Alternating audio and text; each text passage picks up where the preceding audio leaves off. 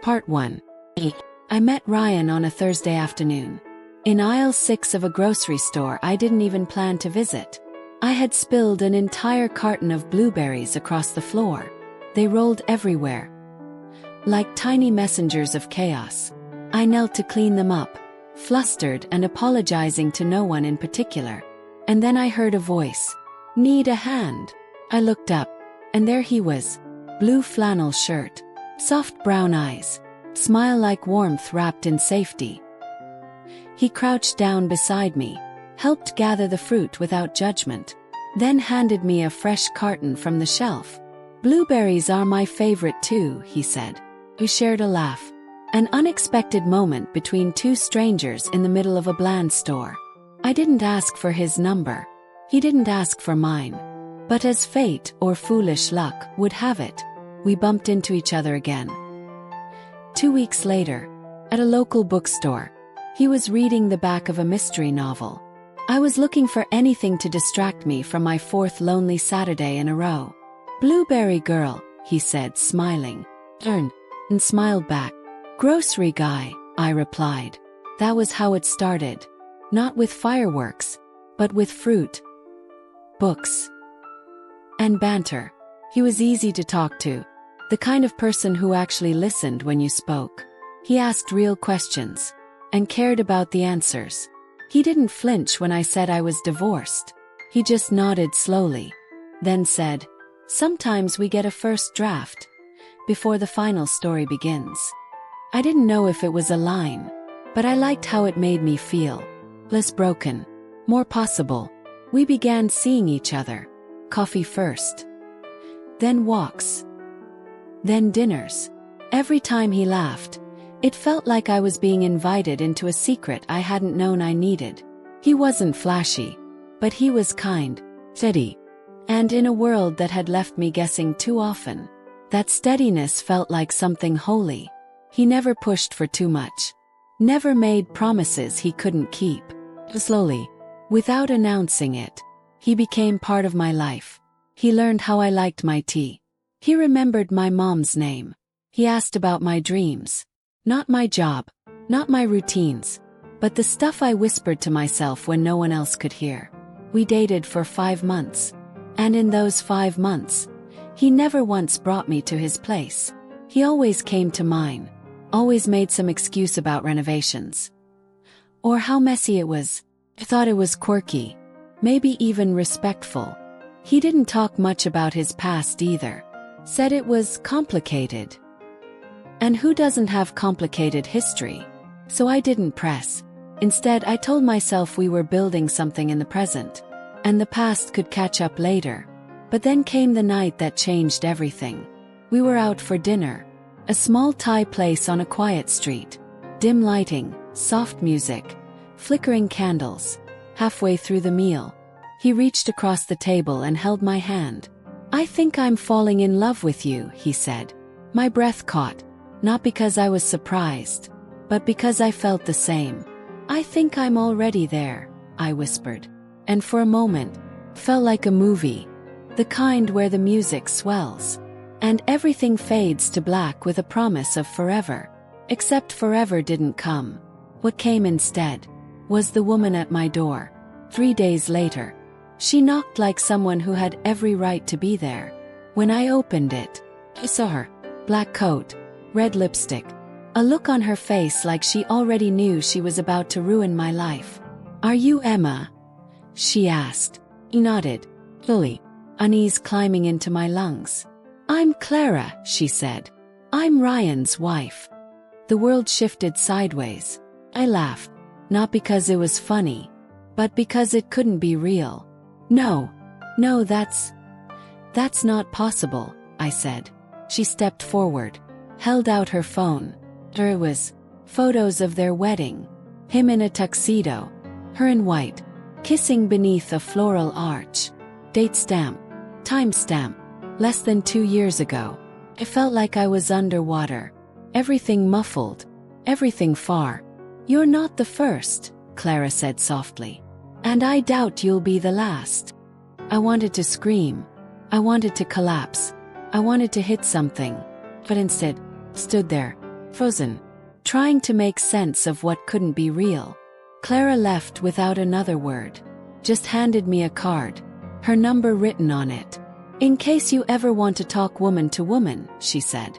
And then she was gone. Closed the door, sat on the floor, and stared at nothing. 4 hours.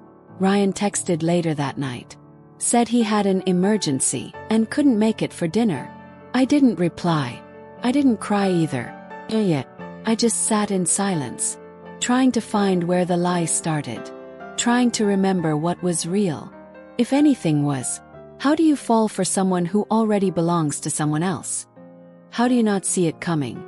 Or worse, what if you did see it and ignored the signs?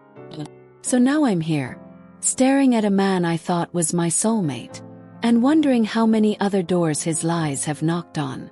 And I can't help but ask, have you ever been in love with someone who was never truly yours? What would you do if you found out the man you trusted with your heart was living a double life? Let me know in the comments, because I don't know where to go from here. Part 2. After Clara left, I stared at that small white card like it was cursed. Her handwriting was neat, deliberate. There was no shaking in her hands when she gave it to me. No tears in her eyes. She'd done this before. Maybe not with me, but with someone else. I didn't sleep that night. I didn't eat the next morning. And I didn't respond to Ryan's usual good morning text, the one with the stupid little sun emoji. By noon he was calling. I didn't pick up. By evening he was knocking at my door. I watched him from the peephole. Still charming. Still calm. Still dressed in that casual way that made people trust him. I didn't answer. Yet, is it? I dialed the number Clara had left. She picked up on the third ring, as if she'd been waiting. "It's me," I said quietly. She knew who I was. We agreed to meet at a park. Neutral ground. Public. Safe. She brought coffee. I brought questions. We sat on a bench under a quiet tree, far enough from others to speak freely. "Why did you come to me?" "Yes." Clara took a long sip of her drink, then looked me dead in the eye. "Because you're not the first," she said.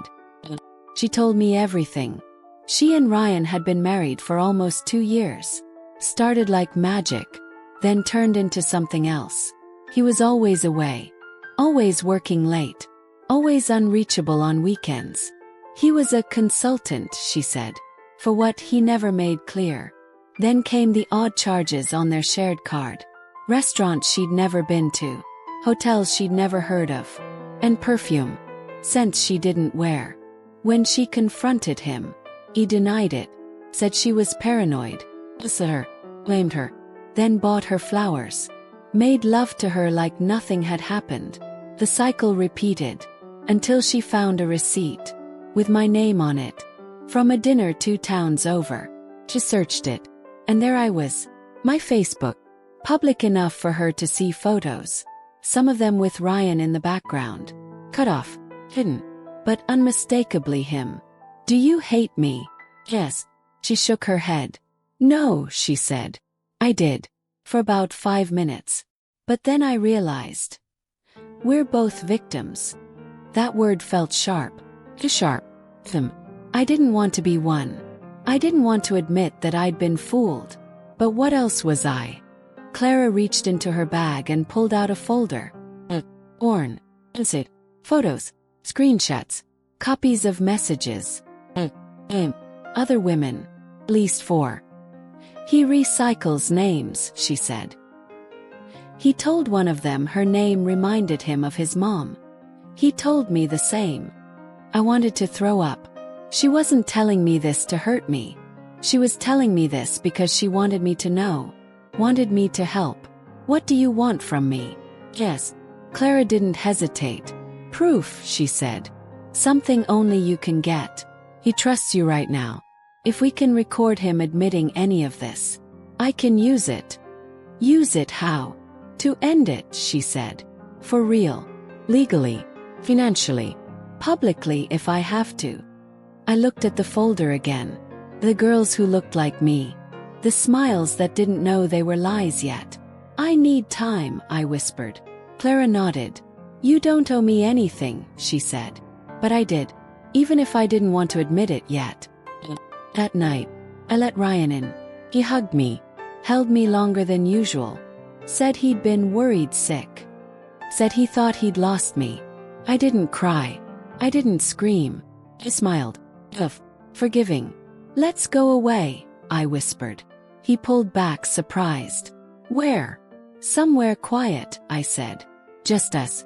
I need to get away from everything. His eyes lit up. Just a little. That glint again. Like a man who'd won. Yeah, he said. That sounds perfect. We planned a weekend trip. Cabin in the woods. No distractions. No cell service. No Clara. Except Clara knew. Because I told her. Through a burner number she gave me. She told me she'd drive out too. Stay nearby. Not into her. Just wait. In case I needed her. I packed my bags. Ryan picked me up. He played music the whole drive. Sang along. Touched my knee like nothing was wrong. Like we weren't two liars in the same car. The cabin was beautiful. Too beautiful. Fireplace. Porch swing. Bottle of wine already open. He toasted to us. I pretended to drink. He didn't notice. We sat by the fire. He wrapped a blanket around us. Then, he whispered in my ear. I've never felt more myself than when I'm with you. And that's when I turned. Looked into his eyes. Asked, what about Clara? His smile froze. Just for a second. Then melted into something colder. He leaned back. Set the glass down. What do you mean? He asked. I tilted my head. You know exactly what I mean. Silence. She's not well, he said slowly. She's been making up stories. He's paranoid. She always has been. He said it with such calm, such certainty. I almost believed him. Then I pulled out my phone. Started recording. Tell me everything, I said. And he did. Maybe he thought I'd forgive him. Maybe he thought I'd understand. But he admitted it. Not just Clara. 3 others. All ongoing. All of you have different needs, he said. Different strengths. I never lied. I just didn't correct the truth. That line chilled me. I sent the recording to Clara. She replied instantly. Her way. I excused myself to the bathroom. At the door. Breathe. My hands were shaking. I looked in the mirror. And for the first time in weeks, I saw clearly. Not just who he was, but who I had become trying to love him. Someone smaller. Someone quieter. Someone who made herself convenient. I wasn't that woman anymore. Not after this. Not ever again. 20 minutes later, there was a knock at the door. Ryan opened it. And there stood Clara. Prepared. With a sheriff behind her. Restraining order in hand. Charges pending. Ryan's face. I'll never forget it. No fear. Not anger. Just inconvenience. Like someone had interrupted his routine. They took him away. Quietly. No drama. Just silence. The kind that settles after a storm. Clara turned to me. Not at once. We'll talk, she said. And then she was gone too. Leaving me alone. With nothing but a half-drunk glass of wine. And a heart I didn't recognize. Now I sit here. Back home. Reading old texts. Trying to find the exact moment he switched from man to mask. And I wonder, what kind of man builds a life on secrets? And what kind of woman lets herself believe the fantasy? Because it feels better than being alone. Part 3 is coming next. Are you ready for what happens after the truth breaks wide open? Part 3. The cabin was quiet again. Too quiet. Like everything that had just happened was a scene from someone else's life. But I was still there. Still breathing. Still trying to process that the man I'd kissed, trusted, loved, had just been driven away in a police cruiser. Somehow, I didn't feel relief. Yet. When I got back home the next day, my apartment felt smaller. Not physically. Emotionally. like it couldn't hold the weight of what I knew now. Unpacked slowly. Took 2 long folding clothes I had no energy to wear. I didn't even take off my shoes. I sat on the edge of my bed, fully dressed, and stared at the closet. Half of it had once been his. He never kept clothes here. But his presence was folded into every corner. His cologne still lingered in the fibers of my pillowcase. I should have cried, but I didn't. I was too numb. Clara texted me later that evening. "Call me when you're ready," she wrote. I wasn't, but I did. She picked up quickly. Her voice was softer this time, like she was no longer in battle mode. "How are you?" she asked. I laughed. Once. Bitter. Like I lost someone who never existed. She was quiet for a beat, then said, "Yeah. That's exactly how it feels." We didn't talk about legal things. Yet. She told me more about the early days of her relationship with Ryan. How he showed up at her office with flowers on her lunch break. How he learned her cat's birthday. How he made her feel like she was the only woman in the universe. And all that time, he was saying the same things, doing the same things, to someone else, me, to others. It wasn't just cheating. It was replication, control, performance. I asked her why she stayed so long. She was silent again, and answered, "Because I thought if I just loved him harder, he'd stop."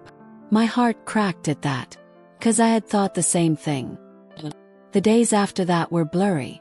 I went back to work, tried to act normal, tried to care about spreadsheets, email threads, office coffee. But my mind kept replaying every moment with him, rewriting every memory, like a film I had to watch frame by frame, searching for clues I should have seen. How he always avoided pictures. How he'd never take a call in front of me. How he once said, "Some truths ruin good things. Better to leave some doors shut." The time, I thought he meant something poetic. Now I know, he meant deception. A week passed, and 2. Clara kept me updated. He'd lawyered up quickly. Of course he had. He had practice. She said the case would take time. That she didn't expect him to go down without swinging. That men like him rarely do. But I wasn't worried about him anymore. I was worried about me.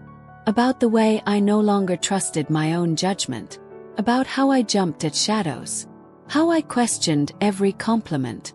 Every gesture from anyone new. I'd become cynical. Exhausted. And underneath it all, how could I have fallen for him? How could I not have seen it? That's when I started therapy. First, felt like weakness. Like admitting I couldn't handle my own mess. But the first thing my therapist said was, "You're not broken. You were manipulated. There's a difference." And that line stuck with me, because it was the first time someone gave me permission not to blame myself. We talked about gaslighting, love bombing, narcissistic cycles. We talked about how people like Ryan don't just lie. They curate. They study their targets, mirror your values, echo your desires. So you think you've found someone who sees you. But what they're really doing is learning how to keep you blind. 3 weeks after his arrest, Ryan emailed me. Just one line. "I miss you." No apology. No explanation. Just that. I didn't respond. I forwarded it to Clara. She replied with a thumbs up. Her way of saying thanks for not folding. But I did fold. Later that night, I opened the box where I'd kept everything from our time together. Receipts from dinners. Notes he'd left on my fridge. A bracelet he bought me that now felt like a shackle. And I burned them. Every last piece. I watched it all turn to ash in a ceramic bowl on my balcony. And for the first time since this all began, felt something shift. Like I'd opened a window in a room I didn't know was suffocating me. I started writing again. Not for work. For me. Journals filled with raw thoughts. Unfiltered rage. Ugly truth. And slowly, page by page, I started to sound like me again. Not the version of me he'd crafted. The real one. The one who wasn't ashamed of being too much, too emotional, curious, because those were the exact things that made me human. And he could never take that, no matter how many lies he told. One night, I had a dream. I was back in that grocery store, where we met, but this time, when I dropped the blueberries, no one helped me. I picked them up myself, one by one, and when I stood up, there was no Ryan. It was me, alone, but not lonely, and I woke up smiling. A month after everything, Clara invited me to a gallery opening. Her friend was an artist. I almost didn't go, but I did, and that night, I laughed, like genuinely laughed, the kind that starts in your stomach and makes you forget what sorrow feels like. I met people who didn't ask me about Ryan, didn't look at me like I was fragile, just saw me, and that night, as I walked home alone under the streetlights, felt free, for the first time in what felt like forever. Ryan is still fighting the legal case. Clara says he's trying to paint her as unstable. Typical. But she's strong.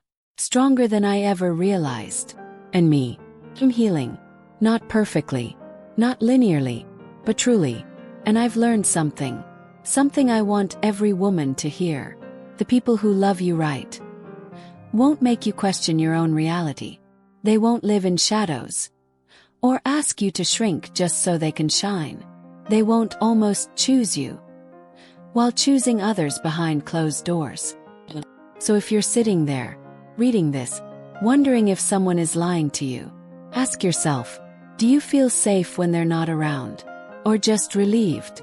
Because sometimes silence isn't peace. It's survival. Part 4 is coming next. And trust me, things are about to take another sharp turn. Are you ready to face what happens when the truth goes public? Part 4. Started with a blog post. Clara's blog. Something she had abandoned years ago after motherhood swallowed her time. But she revived it. And this time, she didn't hold back. The post was titled, "The Man Who Played Two Lives." She didn't name him directly, but anyone in our city, anyone in our company, would know. It detailed everything. The charm, the lies, the way he mirrored women to gain their trust. How he lived a double life for years, gaslighting his own wife, while convincing others he was single. Honest. Perfect. It went viral overnight. First I panicked.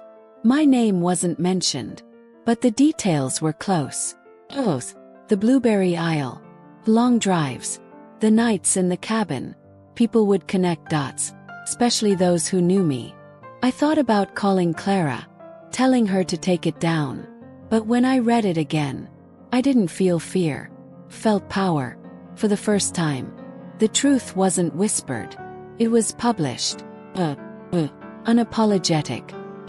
And then, the messages started. Not from Ryan. From other women. Women I'd never met. Strangers. All saying the same thing. He told me I was the only one. He said he wasn't ready for anything serious. But we were still seeing each other last month. He said he loved me. One woman sent me screenshots. Texts from just weeks ago. The same lines he used on me. The same compliments. Same exact Spotify playlists. I stared at them, like looking into a mirror that reflected everything I wanted to unsee. There were 5 of us, that we knew of, all overlapping. None of us had known about each other. One of them, Nina, was younger, only 22. She thought she was dating an older man who respected her boundaries, who said things like age is just a number. Maturity matters more. Made me sick. Clara brought us all together on a Zoom call. Felt surreal, like a support group made by Betrayal. We didn't cry. We raged. We shared receipts, pieced together timelines. We saw how he rotated us, how he scheduled emotions. If one was too clingy, he'd disappear into another. If one started asking too many questions, he'd claim work pressure. Or worse, mental health. He used mental health as a shield, a manipulative excuse. And for a while, we all believed it, because we were kind, and he used our kindness against us. The legal case was picking up. Clara's lawyer was now using the blog post as part of the argument, painting a pattern of manipulation. Public opinion was shifting fast. He was no longer just the charming VP at a tech firm. He was the man who broke women like a routine. HR at our company opened an internal investigation. Turns out, he dated a junior employee too. She hadn't spoken up, because he said if she told anyone, he'd ruin her career. He was removed from his position within days. Officially, it was a suspension pending inquiry. But we knew. It was the start of his fall. I saw him once, outside a bookstore near my apartment. I froze. He didn't see me at first. He looked smaller, less powerful, hair uncombed, wearing the same coat I once called his professor look. He looked around like he expected someone to recognize him. Then, he did see me. Eyes met, and he smiled, like none of this had happened. Like we were just two ex-lovers passing on a quiet street. He walked toward me, but I didn't move. Not backward, not forward, just stood there, until he said, "You're still the most beautiful woman I've ever known." I wanted to scream, but instead, I said, "And you're still the best actor I've ever seen." Then walked away. My hands were shaking, not from fear, but adrenaline, relief, closure, or something like it. I went home and wrote it all down, every word he said, because I didn't want to forget, didn't want to twist the memory later. I needed it pure, 'cause memory is tricky. Sometimes, when enough time passes, even poison starts to taste like honey, and I couldn't let that happen. Not again. A journalist contacted Clara. She wanted to write a long-form piece about emotional con artists, about the blurred lines between personal betrayal and public consequence. We all agreed to be part of it, anonymously, fully. It was cathartic, to speak it all aloud, to let the shame out like smoke, to watch our own story become evidence. The article went live. Headline: The Soulmate Illusion. How One Man Built a Harem of Lies. Hit hard. And it wasn't just about Ryan anymore. It was about a pattern seen across cities, across countries, a cultural blind spot, where charm is confused with character, where women are told they're too emotional, while men like him weaponize feelings to maintain control. The article included expert commentary, therapists, sociologists, even a retired detective who had once worked a similar case. It ended with a quote from Clara. "Some men don't steal wallets, they steal belief. And recovering from that theft is harder than any heartbreak." Went viral. And people from our workplace treated me differently, not with pity, but with something else. Understanding. Some even apologized for believing his version of me, for not seeing the signs, for judging. I didn't need their apologies, but I accepted them, because part of healing is allowing space for people to grow, even if they arrived late. One night, Clara and I went for drinks, just the two of us. She wore red, I wore black. We laughed, harder than I thought possible. She raised her glass and said, "To surviving lies, and telling our own truth louder." I clinked mine against hers and replied, "To the women who warned us late. But never too late, because there were always signs. We just needed voices to point them out." The legal process was still slow, but the damage to Ryan's name was already done. He wouldn't be getting invited to panel talks or conferences anymore. His charm had turned into a cautionary tale.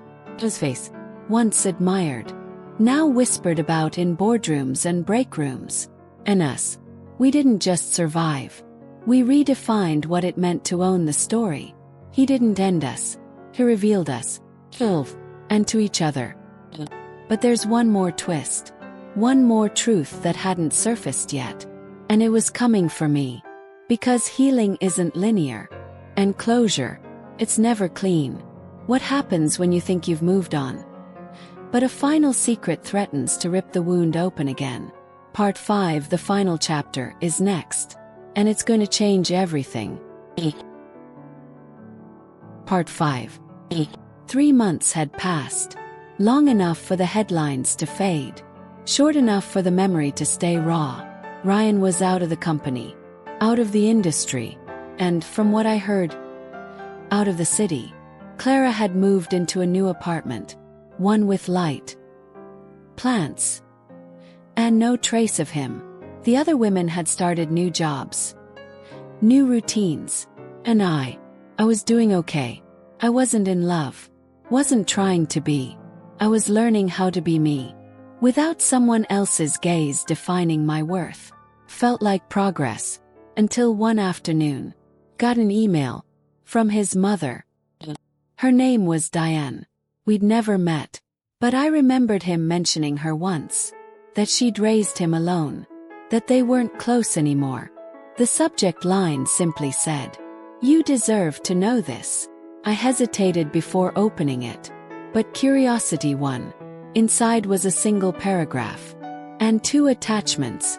The message read, "I don't know you, but I know what he did. I can't fix it, but I can tell the truth. He's done this before. Not once, not twice. Started years ago. Before Clara. Before you." I opened the first attachment. It was a police report. Filed 10 years ago in a different state. Same name. Same pattern. Different woman. She had reported him for coercion. Manipulation. Identity fraud. He'd used a fake job title. Rented a fake apartment just to maintain the illusion. And when she tried to expose him, he disappeared. Vanished before charges could be pursued. The second attachment was worse. It was a therapist's letter. Not his therapist. Outlining years of trauma rooted in his deception. She had been only 19 when she met him. He was 30. He told her she was special. That no one understood him like she did. It was the same playbook. Just a different decade. I couldn't breathe. Not because I was surprised. But because I had felt it. That depth. That darkness. But I'd kept telling myself. Maybe I imagined it. Maybe I was exaggerating. But no. This wasn't just a man who made mistakes. He was a pattern. Sickle. Refined over time. Smarter with every woman. More careful. More believable. I forwarded the files to Clara. She called me in under 5 minutes. No greeting. He's done this to other women too. I said, yes. And probably more we'll never know about. She didn't speak for a while. And said, we have to do something. And I agreed. Not out of revenge. But responsibility. We couldn't undo what he did. But we could warn the ones he hadn't reached yet. We pitched a podcast idea. Titled, The Soulmate Syndrome. A 5-part series. Each episode exploring a different woman's experience. The gaslighting. The grooming. The manipulation masked as romance. Clara hosted it. I produced. We included expert interviews. Psychologists. Legal analysts. And most importantly, survivors. Not just of Ryan. But of men like him. The series launched in spring. And within 2 weeks, hit the top 20 on Apple Podcasts. One day, after a recording session, Clara turned to me and asked, do you still think about him? I didn't answer right away. Because the truth wasn't simple. I think about who I thought he was, I finally said. And who I let myself become while loving him. He nodded. I hate that he still lives inside us. I looked at her and said, maybe he always will. But not as a fantasy. As a warning. The messages came pouring in. From listeners. Men and women. Some thanking us for naming what they couldn't. Others saying they finally left toxic relationships after hearing our voices. But the one that stayed with me was from a woman in her 50s. She wrote, I thought I was too old to fall for someone like that. I wasn't. But I'm not too old to heal. Thank you for making me feel less stupid. I cried when I read it. 'Cause that was what shame does. Isolates. It tells you you're alone in your foolishness. But you're not. And once that illusion breaks, something powerful begins. I got another email weeks later. This time, it went straight to spam. But I opened it anyway. He said he'd changed. That he was in therapy now. That he understood what he did. That he still thought about me. That he wondered if I could ever forgive him. I didn't reply. Because that email, it wasn't remorse. It was bait. Another attempt to write himself into the final chapter. But he didn't belong there. He was the prologue. My story had outgrown him. Clara and I went on tour. Universities. Workshops. Panels about emotional abuse and psychological manipulation. People listened. They asked questions. And for every hand raised, there was a story waiting behind it.